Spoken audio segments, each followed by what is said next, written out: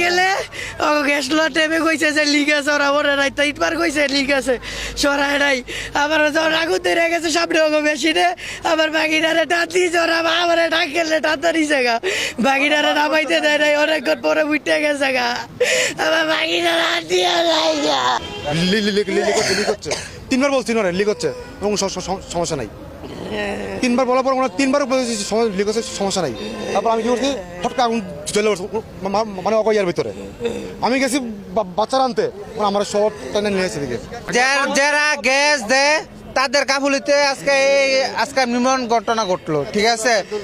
আজকে এই দুর্ঘটনা বাচ্চাটা মারা গেল, তার বাবা তারা আনতে গেছিল, দরজা খুললে আনতে তারা নিয়ে এসে পড়ছে বাবারে বাইরে, ঠিক আছে। তারপর আর কি গ্যাস আগুন ধরে গেছে, আর বাড়তে পারে না। দেখতে পাই যে প্রাইভেট কারের মধ্যে একটা 4 বছরের শিশু মৃত্যু অবস্থায় পড়ে আছে। তো আমরা জানতে পেরেছি এসে যে প্রাইভেট কারে গ্যাস ভরার সময় বিস্ফোরিত হয়ে এই শিশু বাচ্চাটি মারা যায়। তো এই বিষয়ে আমরা আইনগত ব্যবস্থা তদন্ত আছে, তদন্ত সাপেক্ষে ব্যবস্থা গ্রহণ করা হবে।